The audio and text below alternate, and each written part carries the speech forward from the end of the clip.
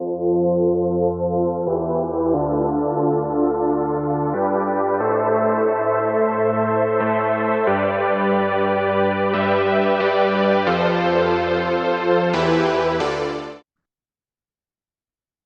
there, it's Stephanie Shea, Chief Astrologer for janspiller.com with your monthly astrological overview. Here is what February 2023 is looking like. I've got some really good news for everybody. We've had kind of a slow start to the new year, but February is bringing in those forward-moving energies that we have all been waiting for. At this time, all inner and outer planets will be direct all month long. And Venus is going to move into the enthusiastic sign of Aries on the 19th. And that's going to help us to enjoy the thrill of taking some new steps forward. Hooray. By the 23rd, we're going to clear the shadow of the last Mercury retrograde cycle.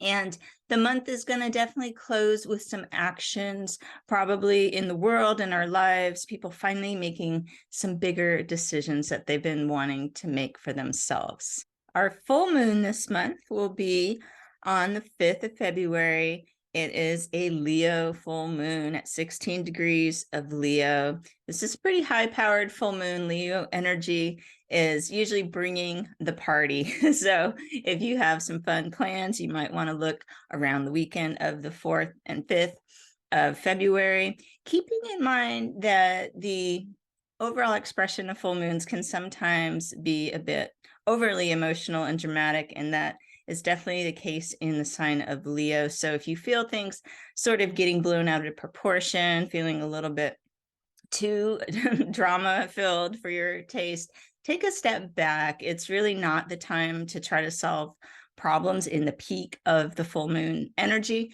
but it is certainly a time to just lighten up and have some fun. And if you have some strong realizations at any full moon, but particularly for this upcoming Leo full moon, they're probably very valid, but when the energy of the full moon passes after a couple days, you'll probably see things from a more grounded perspective, and it'll be a better time for decision making and that kind of thing. So Leo people, especially maybe if you're born around August 9th, around that 16 degree of Leo, you may really be feeling this one, but you also may feel that you're kind of in the spotlight or being recognized or celebrated in some way. So all the full moons carry with it its benefits and then the things to watch out for a little bit. When it comes to outer planets this month, we've got two of them right towards the end of their sign, getting ready. When I do the March forecast, you're going to hear a lot more about both Saturn and Pluto changing signs. But I think it's important to notice how we may feel the energy building and shifting this month. Saturn is going to move from 25 to 29 degrees Aquarius during February. And on March the 7th, it will enter the sign of Pisces. And I'll talk a lot more about that in the March forecast. But just to give you a heads up, when a planet is in the final degrees of the sign, it really is kind of the wrap-up period of its journey. Saturn first entered Aquarius in March of 2020, and after a brief retrograde back to Capricorn, it became established in Aquarius on December 17th, 2020. So we can think back on the themes of some of the past few years, especially the world-changing emergence of COVID-19 in March of 2020, we can see how life has become so much different today than it was a few years ago. So Saturn in Aquarius represents drastic changes to our societal structures.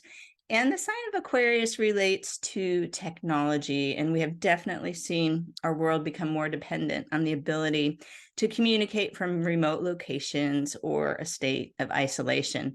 Remote learning's been more common. Working from home, I think, is at an all-time high.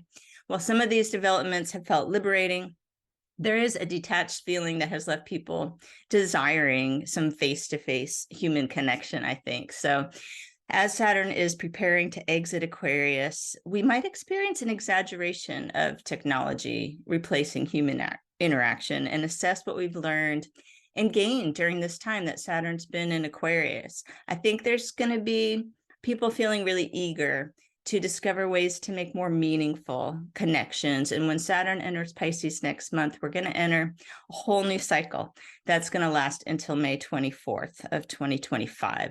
So again, I said I wouldn't say too much about Saturn and Pisces, but I went ahead and gave you a little bit, and I'll tell you more in the March forecast. Now, the other interesting outer planet energy going on is Pluto riding that edge of Capricorn and Aquarius this whole year. And this month, Pluto is going to be in the final degrees of Capricorn. It's preparing to move into Aquarius on March 23rd.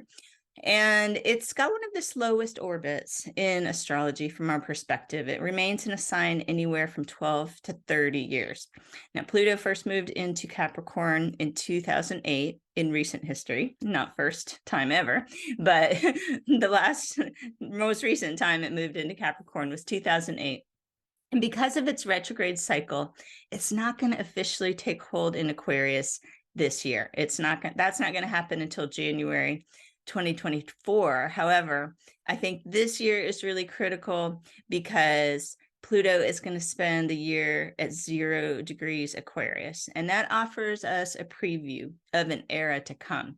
So in the coming months, especially this month, as Pluto hovers at the edge of Capricorn and Aquarius, we'll be feeling the pull between the desire for what's familiar and established versus something new that could take some extra work, but it would build more freedom in the future. The tension, I think, is raised by Pluto, this planet of transformation.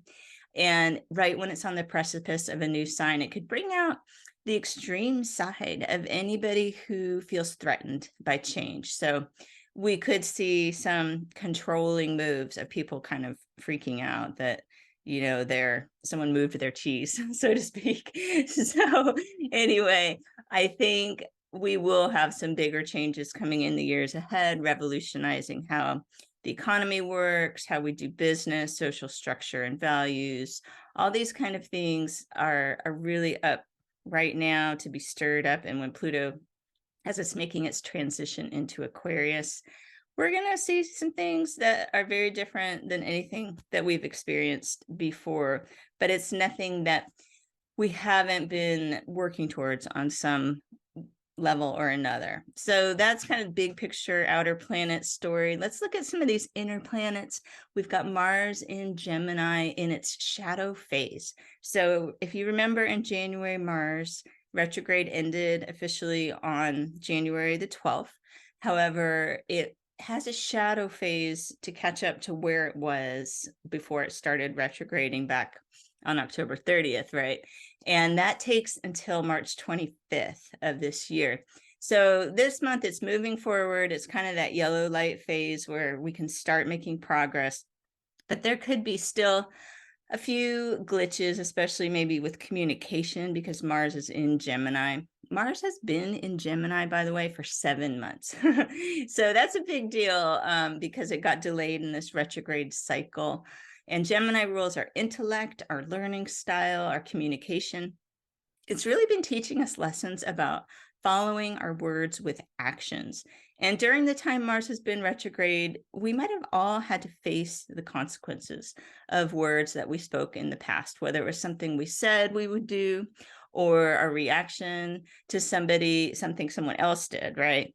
I know for myself, I've kind of had to step back on some things I started to commit to right when Mars was retrograde or getting ready to station direct, and backpedal and like, wait, I didn't think that through. I'm sorry. I know I said that I might be interested in doing this, but I think I have to step back and not commit to that at this time.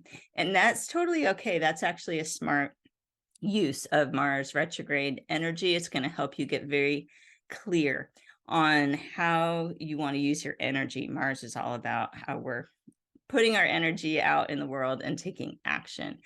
So we've got that. Just avoid hasty decisions as we're in this shadow phase. And I think, you know, you can definitely get things accomplished now that it is moving direct. I think what's really going to give us a boost also is when Venus moves into Aries. I mentioned at the beginning of the forecast. So as the month begins, Venus will be in Pisces. Venus is actually exalted in the sign of Pisces. That means it functions really well.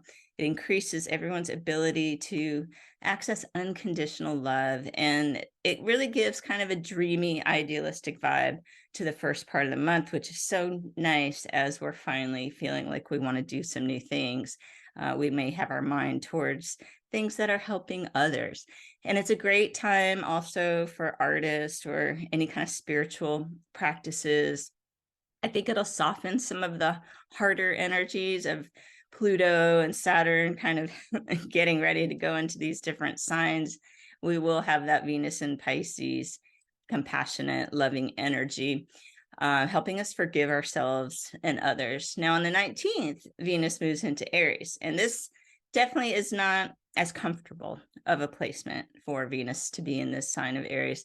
So it could stir up impatience. It could increase the likelihood of conflict in personal relationships. It's really going to be important to give ourselves some space to pursue our independent dreams. And I would say partnerships could develop under this astrology, but there's going to need to be this atmosphere of mutual respect for each other's ambitions.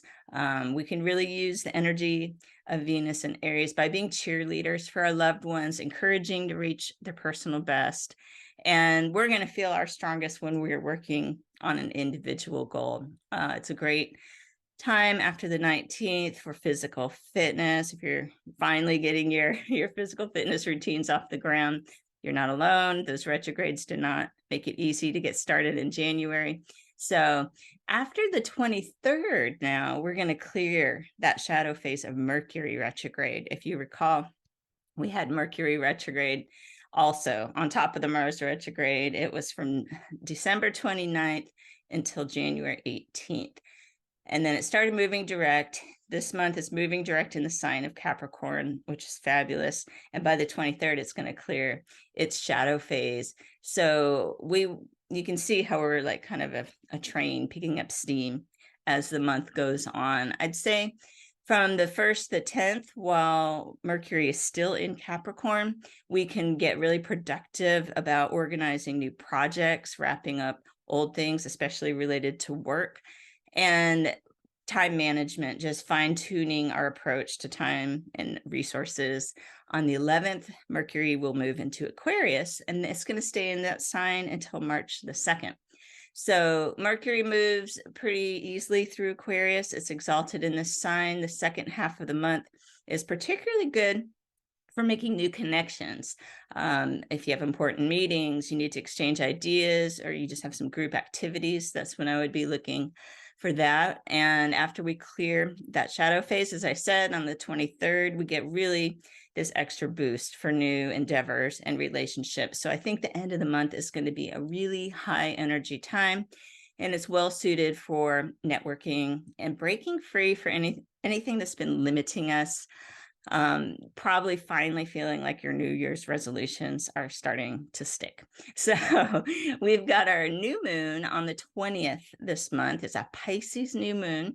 And this is really a good new moon to think about wishes or intentions that have to do with your inner happiness, right? It's not so much about accumulating things or achieving a certain goal, but cultivating that happiness from within.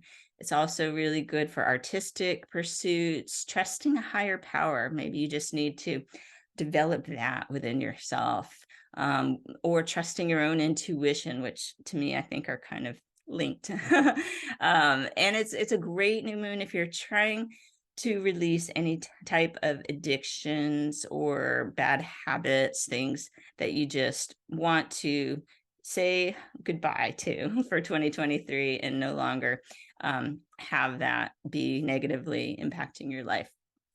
So I hope that you will make the most of all of this month's astrology and the new moon energy. And if you're curious more about, well, when is the full moon times, the most extreme, or when is the best time to set my new moon intentions, you can become a subscriber at janspiller.com. Just head over to the website, and we have different membership levels, and you will get emailed all of that information, so you don't have to try to track it down yourself.